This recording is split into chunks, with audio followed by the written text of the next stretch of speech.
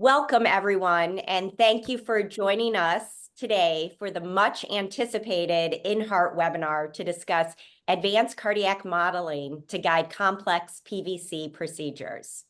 We had over 150 people register for today's event, so clearly we're excited to get started. We're joined today by Dr. Mike Ghannam, cardiac electrophysiologist and clinical assistant professor at the University of Michigan, as well as Dr. Leon Dinshaw, head of electrophysiology at Hanse-Clinic in Wismar, Germany. And our guests will be sharing case studies and reports highlighting their use of the inHEART platform to guide complex PVC ablations. In addition, we're also joined today by guest panelists. We have Dr. Jacobson, Director of the Complex Arrhythmia Ablation Program and Cardiac Electrophysiologist at New York Medical College, Westchester Medical Center in New York, and Dr. Melanie Gunawardene, Senior Cardiac Electrophysiologist at Asklepios Hospital, St. Georg in Hamburg, Germany. My name is Katie Arnold, and I will be moderating today's conversation along with my colleague, Jody Lombardi. We are recording today's discussion for use online and to share with other clinicians. So your continued attendance on this call will serve as consent to the audio and video recording and its distribution. Our format for today includes 2 case study presentations followed by Q&A. Attendees, we encourage you to submit questions throughout the presentation in the Q&A feature at the bottom of the screen, and we will work to integrate your questions into the conversation. So without further ado, we have great cases to cover. Let's get started. Dr. Ghannam, we'll start with your presentation. All right, very good. Thank you very much. Let's get my screen.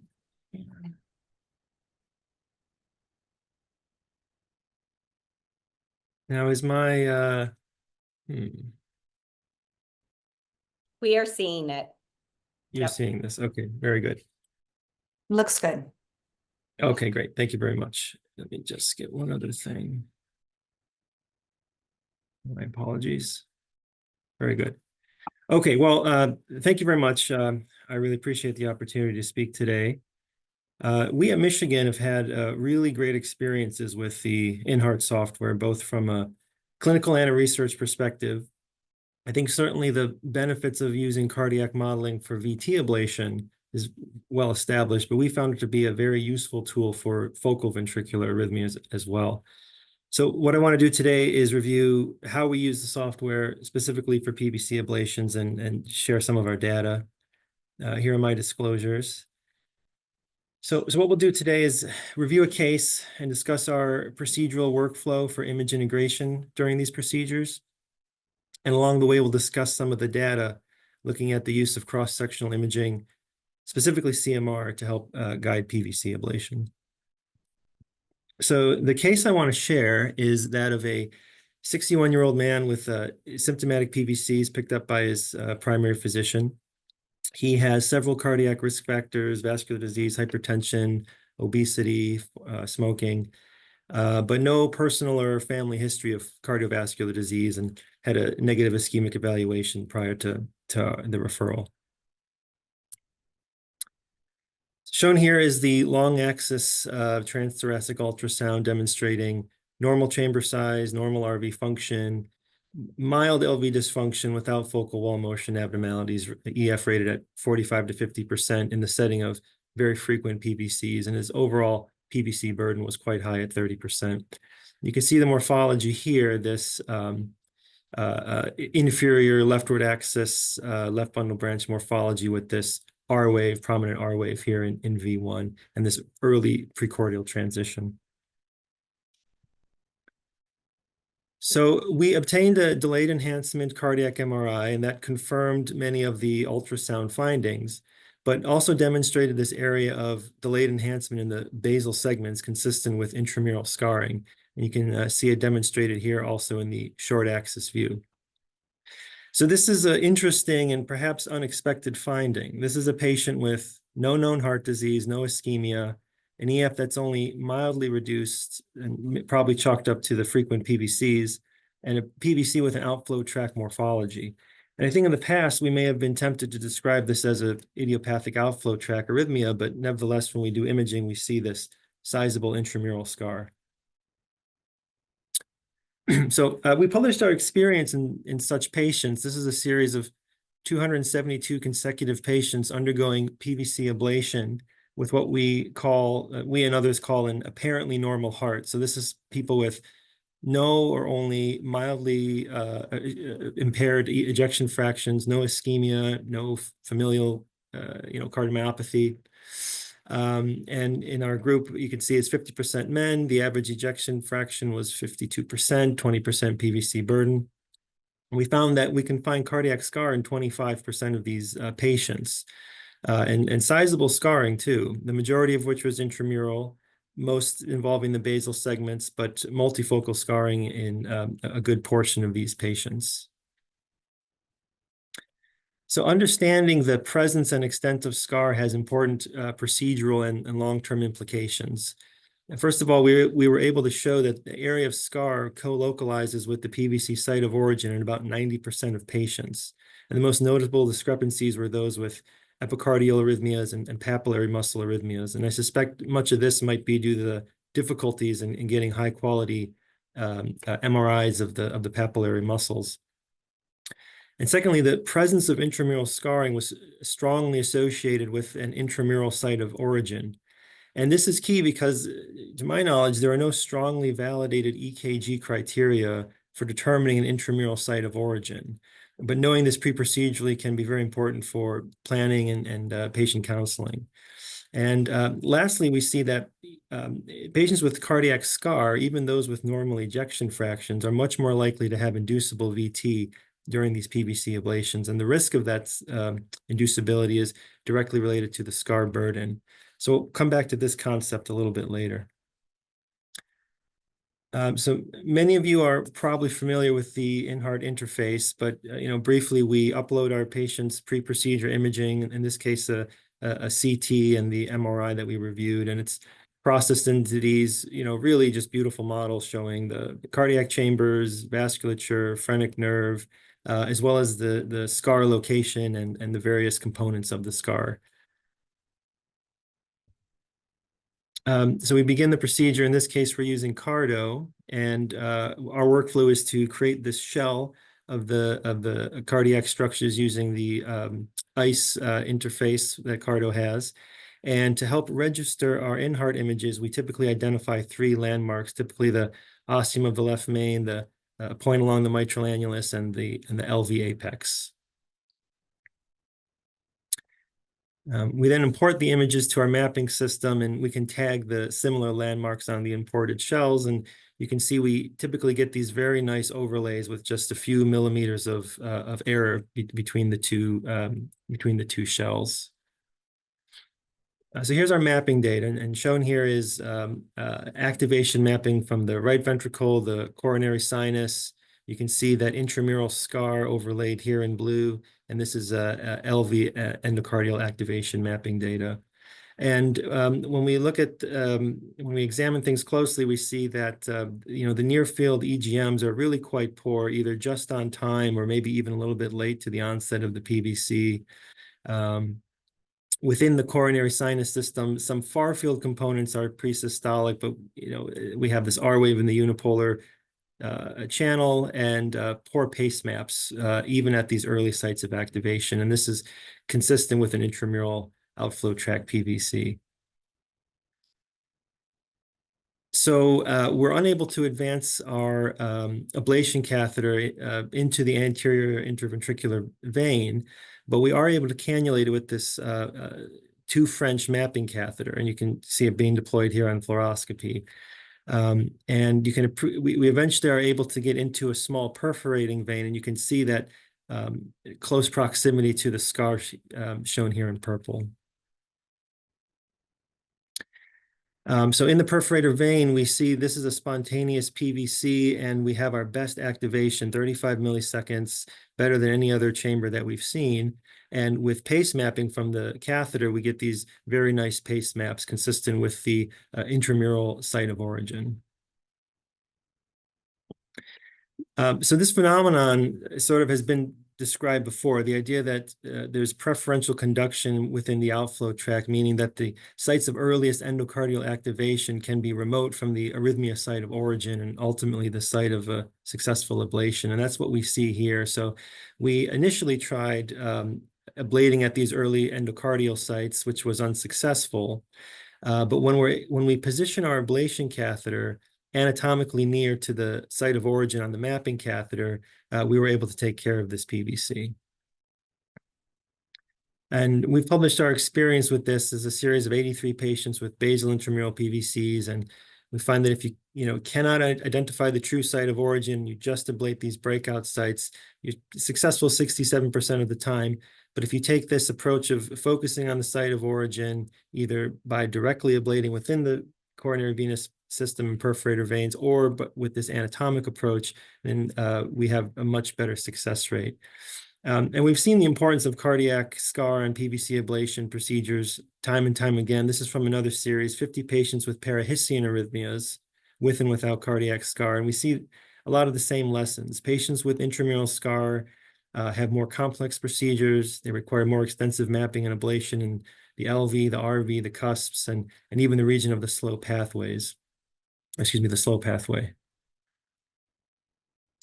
Success is also dependent upon our ability to reach the scar tissue harboring the PVC site of origin, and cardiac modeling can help us understand this as well. So we looked at this in a manuscript using inHEART software to measure the distance from the endocardial surface to the intramural scar. And it's kind of just represented here with these heat maps. But what we did was measure the depth. So here's a very shallow scar measuring only about 1.2 millimeters from an endocardial surface. Here's a much more deep-seated scar at 3.5 millimeters. And we looked at 191 patients undergoing PVC ablation, 30% of which had scar, again, similar to our prior series, and showed a couple of interesting things. First, that a shallower intramural scar is associated with a greater chance of procedural success. And this was independent of the septal wall thickness or even the total scar size. It's really the depth that seemed to impact the outcome the most. And we could put a number on this, about 1.4 millimeters of scar depth was a pretty good discriminator between success and failure. So knowing the scar location and the depth is something that we have found to be useful in procedural planning. Lastly, I want to touch on another aspect of PVC ablation where cardiac modeling is very useful. And this is when we have inducible VT during PVC ablation procedures. I mentioned from our earlier study that the presence and extent of scar is directly related to VT inducibility. And this idea of performing programmed reticular stimulation, it's actually discussed in the multi-societal consensus statement on the ablation of ventricular arrhythmias. So to review, it reports that CMR can be useful for risk stratification for sudden cardiac death in patients with frequent PVCs. Also, that programmed electrical stimulation can be useful for risk stratification for sudden cardiac death in patients with structural heart disease undergoing ablation of frequent PVCs. And then a separate statement later on, the committee comments that over 80% of the writing committee members do perform program stimulation to induce VT at the time of these ablations, even in patients without known structural heart disease. So that's certainly been our practice as well. And again, we examined this in a large series of patients a few years ago, 351 patients with and without structural heart disease undergoing PVC ablation with pre-procedure imaging. We included, again, those with and without known heart disease. So the the incidence of scarring was slightly higher at 38% compared to 25% in the other series we discussed.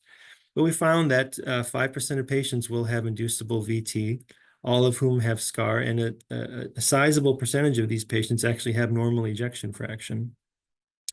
And similar to our other case series, we looked at the scar burden is directly related to that risk of VT inducibility. And in these cases, when we do have inducible VT, our practice is often to target it for ablation, and having that cardiac modeling is a very, very useful thing.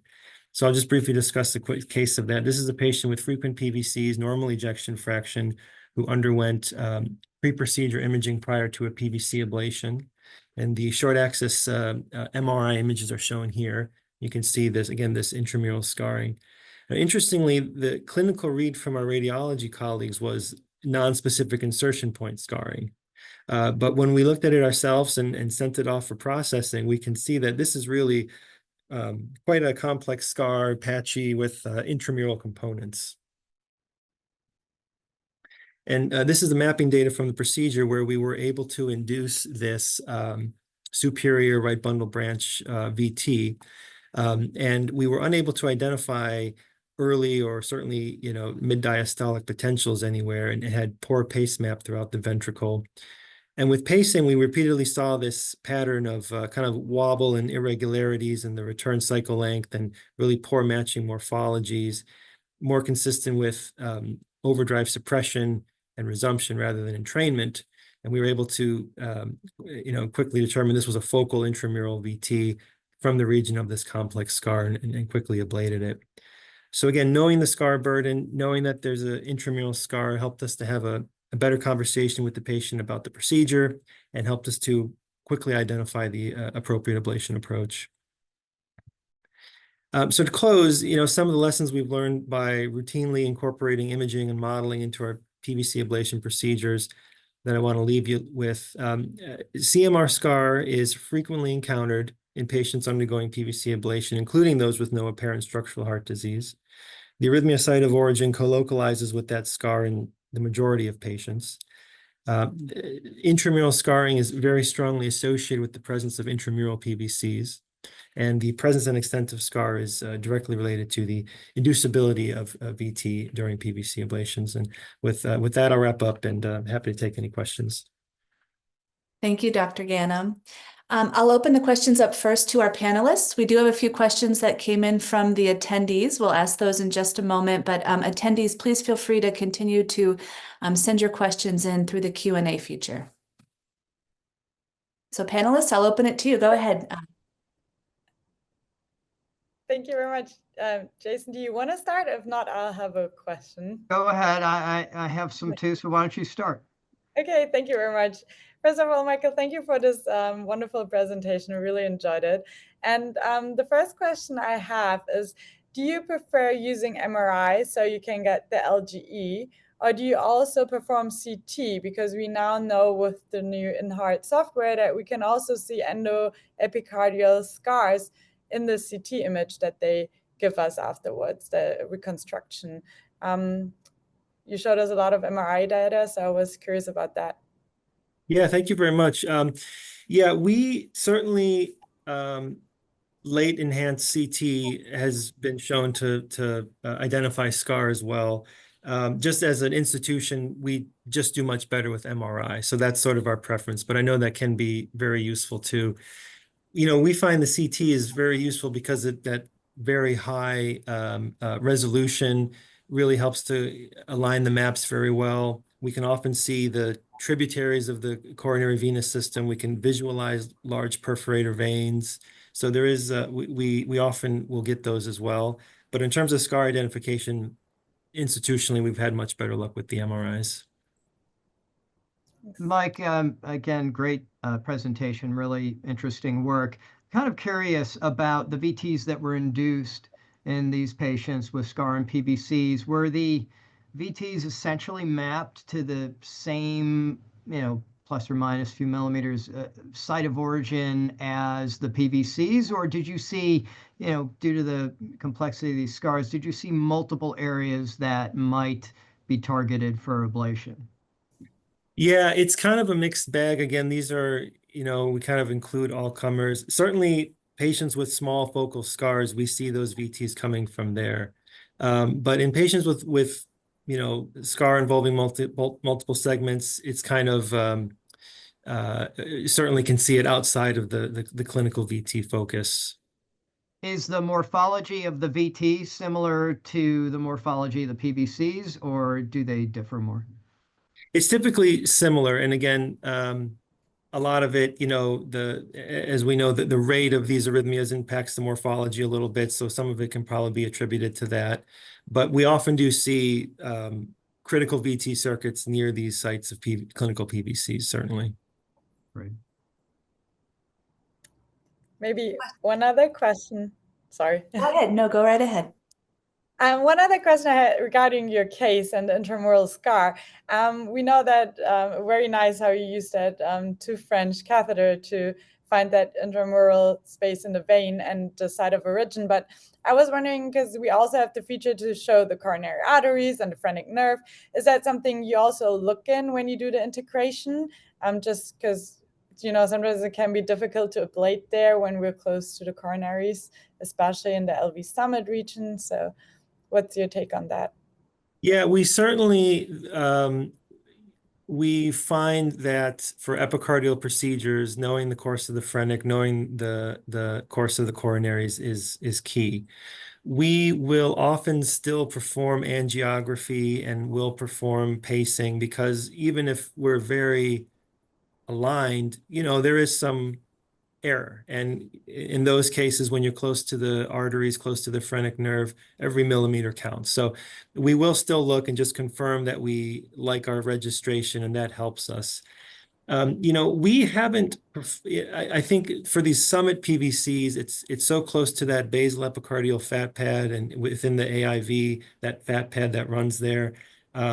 We haven't done many, epicardial procedures. And I think there's some series saying it's about 50% success rate, if I'm not mistaken. So specifically for summit PVCs, we haven't used them much, but certainly for other epicardial procedures, that imaging integration is key.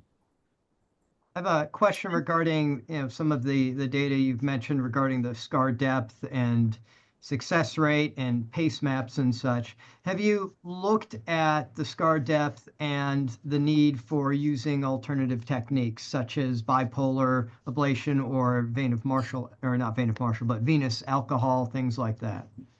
Yeah, that is a really great point. Actually, when we wrote that paper, we hadn't, none of those patients had those advanced techniques, those adjuvant techniques.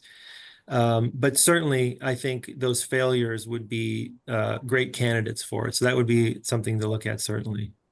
Additionally, with the depth of the scar, have you looked at how that affects the pace match? Like how deep, is there a correlation between millimeter by millimeter and, peso score difference? No, we have, but that actually is really interesting. Yeah, and I could, it's again this model of preferential conduction due to fiber orientation and this intervening scar. I think there would be something there, certainly. I would imagine worse pace maps, but that's something we should look at, absolutely. Yeah, Mike, I also have a question. Great talk, great cases. All these patients where you found scar and then you had a patient with basically structural heart disease and VTs, which you induced, and previously no documented VT, and let's say you effectively ablated them. Do you still consider ICD implantation, or what is your strategy afterwards? Yeah, thank you. That's a really excellent question and a good point.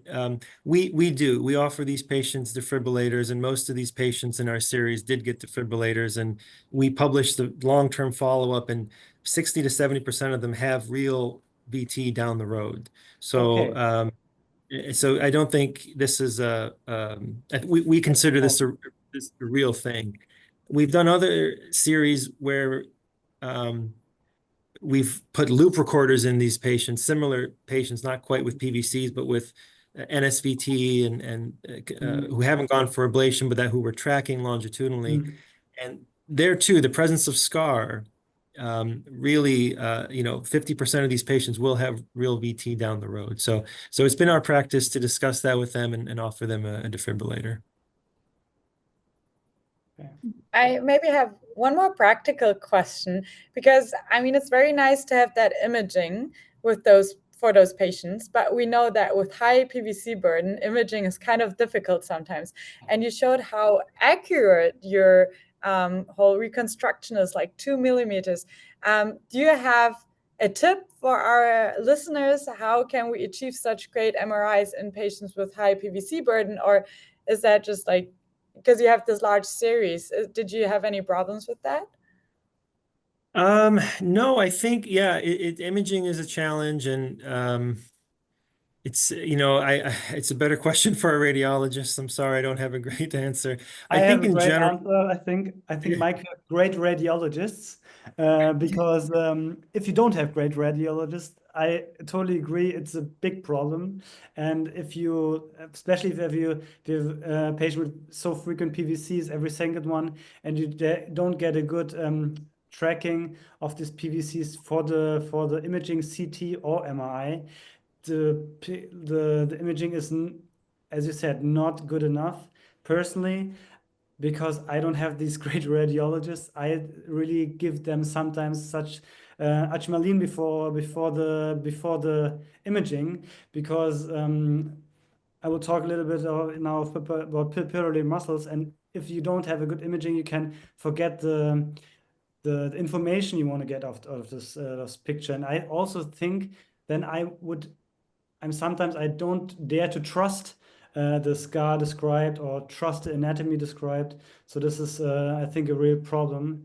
But I think a good CT, good MRI, good people you can talk to, and a good team is crucial to achieve this. And it takes time, from my personal experience, to establish that. those are all great points. We have found too that we do get high quality imaging, but there's been a lot of times where our radiologists or our reads have been no scar, minimal scar, not sure, and then we send it off for processing, and inHEART really creates some very great maps with useful data. We find it to be real findings. So even if our read is questionable or we're not sure, we've had great success with the way it's processed at inHEART. Dr. Ghannam, we have a couple of questions from the audience that we'd like to ask. One is, has inHEART software helped localize PVCs in patients under sedation? It is a well-known challenge when attempting pacing ablation in sedated patients. Yeah, it's one of these things, as you saw in these cases, we often see this large scar over several segments, and yet these PVCs are pinpoint areas. So it's hard to use the scar alone, I think, to really localize it.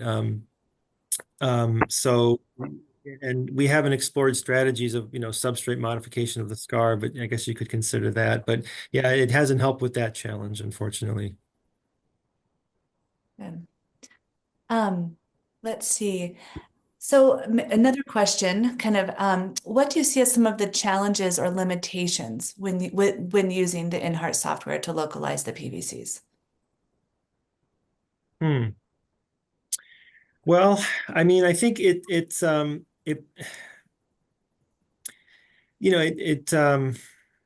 provides complementary information. Ultimately, we're still very reliant on our mapping data and putting everything together. And I haven't seen it limit us from that perspective. I mean, is it necessary for every case? No. It is an extra step for the patients to get this imaging, a CT and an MR. There is cost and inconvenience there, of course. But it hasn't limited us, I don't think. Great. Maybe one limitation I faced, I don't know, because you have much more experience, I must admit, especially when you treat heart failure patients. So now the cohort you showed were all like normal LV function. But what I've seen in patients with heart failure, if you do the imaging with the time distance to the ablation, then something might change as saying the volume status of the patient. And then maybe the integration is not as easy anymore. So a recommendation is, from my side at least, to not let too much time pass between the imaging and the ablation procedure. Good. Great. Well, good, wonderful discussion. Thank you, everyone. I think now we'll transition over to Dr. Dinshaw's presentation. Yes, hello. I'll share my slides. Here we go. Do you see it? Jody, I don't hear you, but I Yes, think you'll we see. see it. All right. Okay, thanks. Yeah, hi, I'm Leon Dinshaw. I work in Wismar, and thanks for the introduction. I'll talk about image-guided ablation of PVCs, mainly from the papillary muscles. And these are my disclosures, and you might wonder where the hell is Wismar? It's actually a small city at the Baltic Sea, close to Hamburg, where Melanie is located. And but we also have patients with PVCs and also very complex PVCs. I'll dive into our first case, which was a 77-year-old female patient with symptomatic monomorphic PVCs coming here last year with palpitation and quite severe dizziness, high PVC burden, normal echo, had no major structural heart disease, had a stroke in the past, but no current neurological dysfunction, had some problems with the joints and minor renal dysfunction. This is just the PVC morphology, and this is a morphology which is actually quite typical with its site of origin at the posteromedial papillary muscle, where you have this classic bad rabbit sign in V1, where you have the left peak, which is a bit higher than the right peak. You have a superior axis biphasic in 1, and you have a S in V4 to V6. Is actually very typical for posteromedial papillary muscle. So why is this important? Because it's important to know that potentially your PVC comes from the papillary muscle, because it's the papillary muscles are intercavitary structures which protrude sometimes very deep into the cavum of the ventricles. And if you just focus on the inner wall of the left ventricle, you will definitely underestimate the complexity of the procedure. So what makes the papillary muscles so special? Actually, what's really special about them, it's the huge number of variations, what you find in all the patients. And there are several surgical or anatomical works in the past. This is from Gunawardene et al. In 2013, and they found that actually this classical structure of PVC, where you have one single posteromedial and one single anterolateral papillary muscle, is very rare. Only four hearts actually found this numbers of papillary muscle. More commonly, you have groups, 1 or 2 groups, or 3 or even more groups, which form the whole apparatus holding the mitral valve and to the left ventricle, and with all its functions. The shape is also very different of the papillary muscle. Sometimes you have conical papillary muscles, which is very common, but you also find papillary muscles which have a broad apex, or more like fan-shaped papillary muscles, or pyramidal, and all this together. So you cannot really know if you don't really see it. And the pattern of these papillary muscles is also very different. Sometimes you have separate bases, which you see here with the fused apex, or sometimes single base with divided apex. Sometimes you have very small muscular projections close to the chordae and holding the mitral valve, or sometimes very, very long papillary muscles protruding deep into the cavum, or perforated papillary muscle structures. So very complex, sometimes a little bit together. And this is important for your procedure planning, I think. So the indication for our ablation was the severe symptoms and the amount of PVC burden. We postulated that the site of origin was, as I said, the posteromedial papillary muscle. And so we decided to do a cardiac CT for image integration for a procedure. And we had very good mapping conditions, fortunately. So the PVCs stayed there during sedation, coming sometimes in couplets. And we tried to project our mapping data directly after image integration onto the trabeculations of the ventricle. This is in this case the left ventricle, and you have to get used to a little bit how to look at your imaging and into the intracavitary structures. I found it very helpful to have this like surgical or this mitral view on the papillary muscles, because here you can really identify the anterolateral papillary muscle, and here you see complex posteromedial papillary muscle structure with two distinct groups of posteromedial papillary muscles, one more laterally located, one more septally located.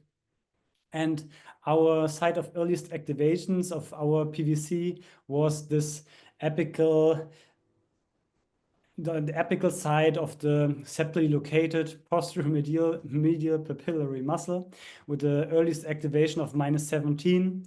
And now you might think, okay, this is not that early, but I really want to stress, unlike, for example, Summit PVCs or RVOT PVCs, which tend to be much earlier. The site of earliest activations in papillary muscles, especially in the right ventricle, doesn't have to be that early. Sometimes in the right ventricle you get -10 before QRS onset. So this just keep that in mind. So we accepted this site of earliest activation. We thought it must be true, and so we performed pace mapping here on this lateral side and the septal side.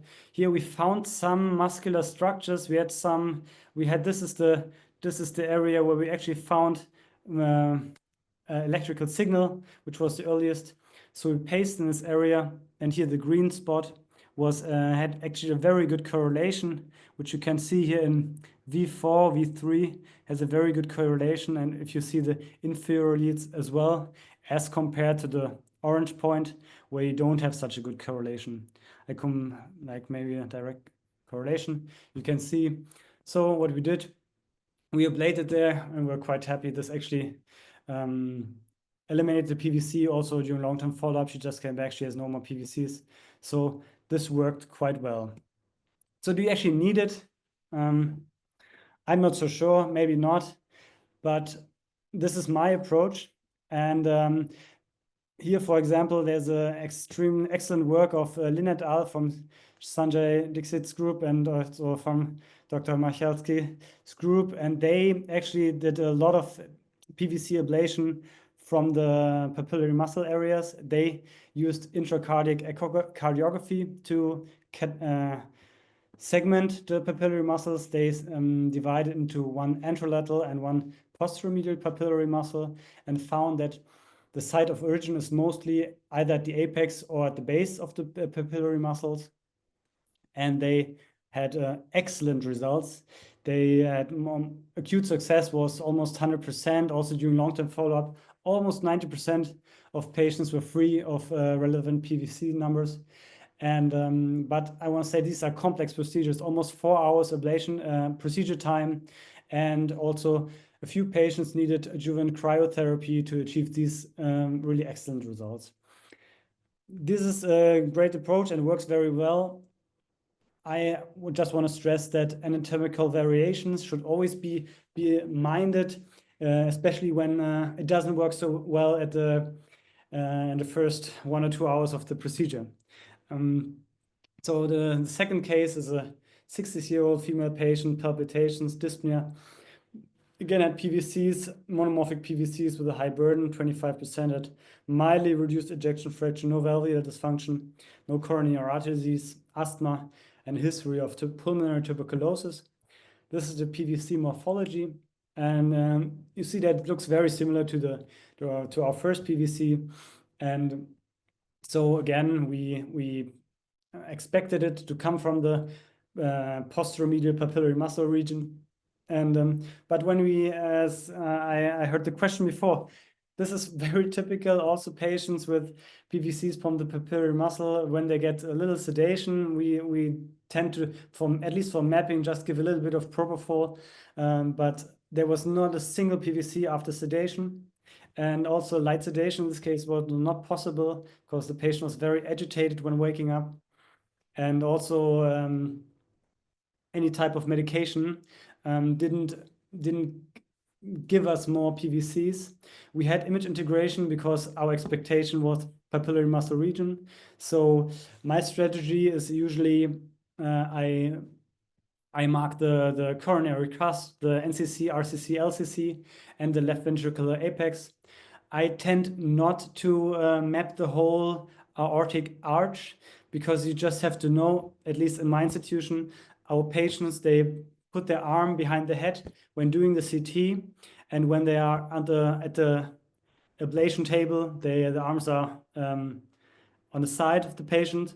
And so sometimes I think the aortic arch is a little different. So I use this approach. Just keep it in mind if you have some problems with your alignment. And we decided then to continue. We were thinking, do you abort the procedure? Do we continue? But I then decided to go ahead and try to do a pace mapping approach of this procedure. And in the pre-procedural planning, we found we have two relatively large distinct papillary muscles, one anterolateral, one posteromedial papillary muscle with a fused base and a divided apex. And we actually were able to quite nicely to perform pace mapping at various regions. We started at apex and go down from the body to the base, and then back to the apex of the sepally located small apex. And you see, especially when you look at V3, for example, how the pace mapping actually works quite well. Yeah, and you find you can assess the correlation. My experience from the time when we did not have these kind of nice modeling possibilities, pace mapping from papillary muscles was extremely difficult, and everything looked the same, and you were not really sure where you were. But by this, we found a good way, at least in this case, to perform this. You have to be aware that you set your output to a minimum, but then you can really achieve effective pace mapping with good results.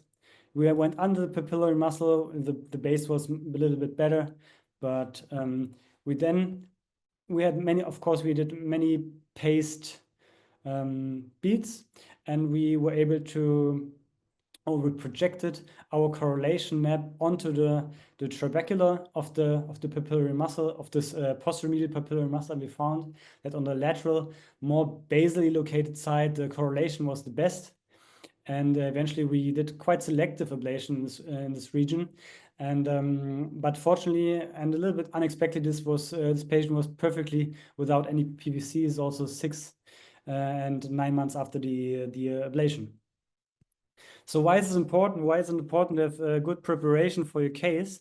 Because if you're not prepared, sometimes things can go very wrong. I'm not saying it can always go wrong, but you just have to be aware that also deep in the cavum, if you ablate there, things can go wrong. And this is a case where they ablated a papillary muscle PVC. At least they postulated that it was coming from the anterolateral papillary muscle. It's not very typical, but this is what they postulated. They had ice, and they decided to do synchoremphyl ablation at the base of the papillary muscle quite extensively. In the end, the PVCs, they didn't disappear. But 2 weeks later, the patient came back and had severe mitral regurgitation due to papillary muscle rupture and had to have mitral valve replacement. Does this happen often? No way, it does not, but you have to be aware of it. And this is again Sanjay Dixit's group, great data. And they checked 1 year later if this happens in many patients. They checked all their patients, which I think this was a group of 107 or 105 patients, where they had echoes before and after the procedure. And they found that almost never the mitral valve regurgitation or the mitral valve apparatus worsened a lot after the procedure. Sometimes the mitral valve function and the LV function improved. Sometimes it was a little worse, but overall there was no real change with papillary muscle, of mitral valve insufficiency or mitral valve function. And I just want to show you here in this image, it's the same work. And of course, also they found that papillary muscles are not always a posteromedial single structure it can also be very complex. So they also were able to differentiate this. So, and why is it important to know what you're doing? Because you also have these patients, and it's not that rare, to be honest.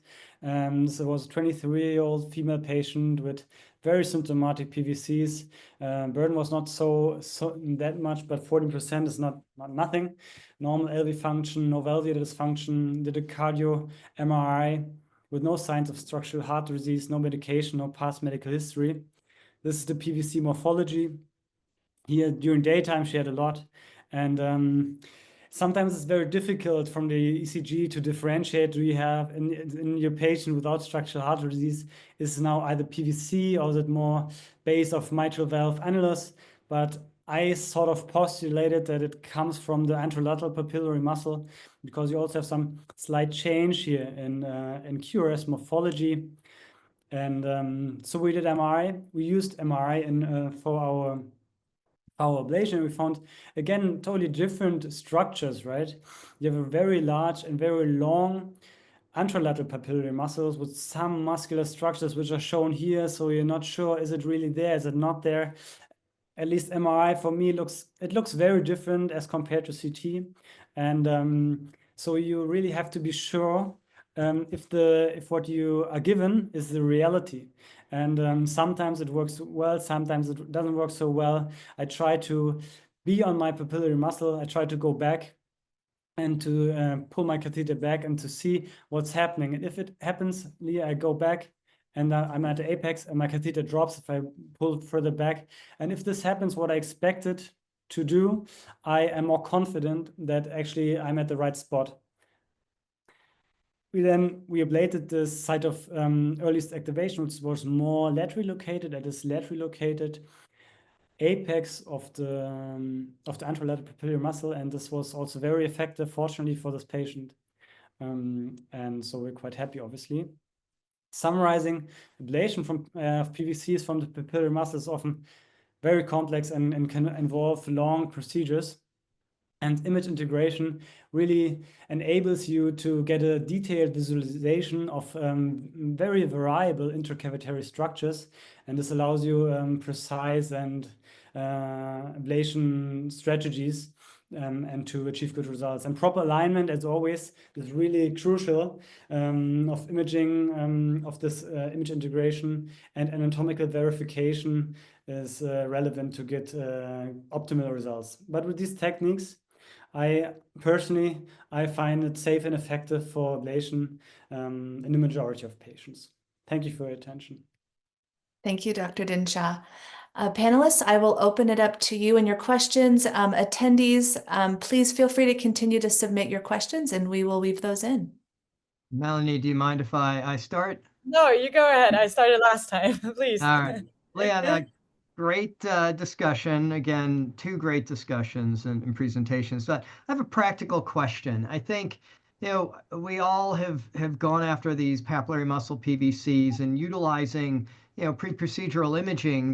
They're great images, but I often find that, putting it into practice can be very difficult. Your mapper's not always going to put the point on the pap muscle. It might get very kind of smeared around. In addition, getting your catheter to where you think it is on the image might be different from where you actually are, especially if you're trying to look with ice. And then, of course, there's always, you're getting these ectopic beats, and are you really at the spot seeing a lot of ectopy?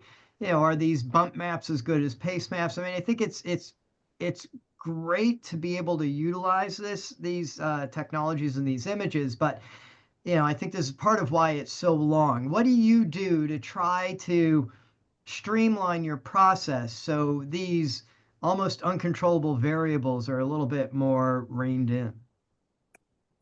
Jason, great question. And I totally agree with you with everything you said, right? That your image is sometimes you try to do the image integration and you're not 100% sure if the integration is appropriate.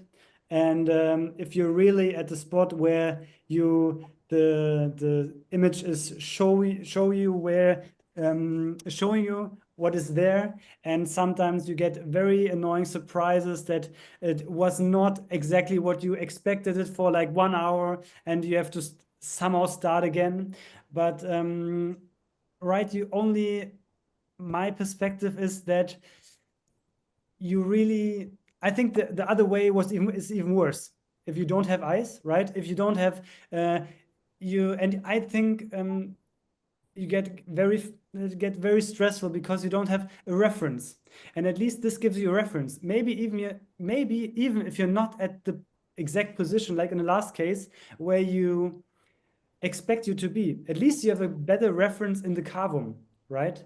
And with this reference, you can approach the different side, lateral, septally, superior, inferior, and guide your ablation. And overall, it's not about getting nice pictures, doing nice maps.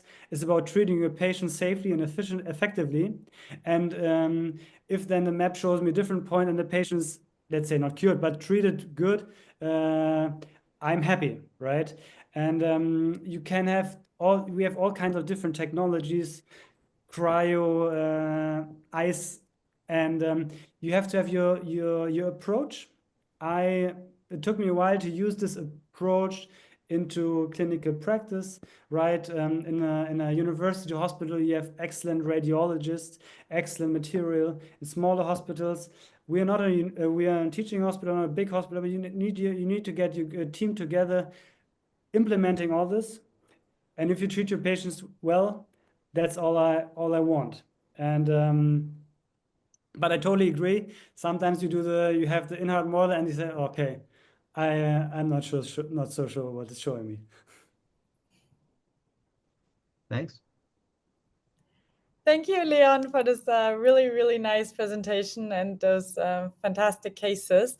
My question is, what is your indication for an inHEART CT? So which etiologies or which PVCs do you look at and then you think, oh, I want to do an image integration? Is it only papillary muscle or also others? And do you go for CT or MRI? I mostly go for CT. Because especially for papillary muscles, if I don't have a young patient, let's say 45 is still young for me, and I would rather do MRI before doing CT. But my perspective is the CT is for anatomical verification is a little better, and I get it more quickly in my institution, and so the workflow is much better with a CT. I use it for most of the VT cases, and to be honest, I also use it for most of my PVC cases, also for summit PVCs, because also as a learning for example, is the left ventricular summit region, is it always like in a textbook?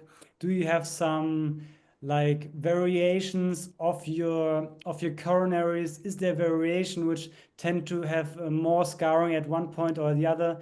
So I like it for planning. I'm not saying that you always have to use it so very extensively, but also, for example,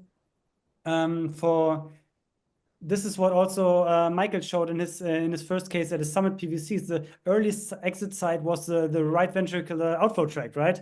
And so the left ventricle endocardial was very not good, and also the distal CS was not good. But to have this the visualization pre-procedure, you know it, but there you have more information. So I tend to use it a lot. This is very individually, but we have the good, quite comfortable situation that we are able to use it so frequently. So I do it. Question. And Go ahead. No, you go. I was just going to say, your approach, do you mix it up between transeptal and retrograde? And if so, does the imaging that you do pre-procedure help you decide which might be a more effective approach? Jason, I always use both approaches at the same time, to be honest.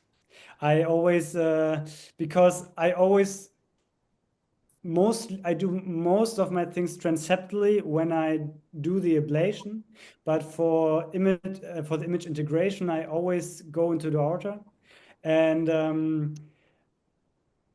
for most of the part of the ventricle, I do transeptally, but only the basolateral mitral valve apparatus, and also the anterolateral papillary muscle region. I tend to like to do it retrogradely, but but sometimes I switch during the procedure, and if I have both ways, of course you have to check your aorta a little bit. If you have an old patient, you don't want anything bad to happen, but usually it's not a problem. Right. We have a question that came in from the audience that's related to kind of the previous question. And we've been talking about sedation and PVCs. The question is, if sedation suppresses the PVC intraprocedurally, does that increase the value of integrating scar from imaging? Would you proceed with targeting scar area despite potentially having a poor endpoint? In patients with PVCs or in patients with VTs? What was the question? It looks like with PVCs. I would not go for the scar, definitely not.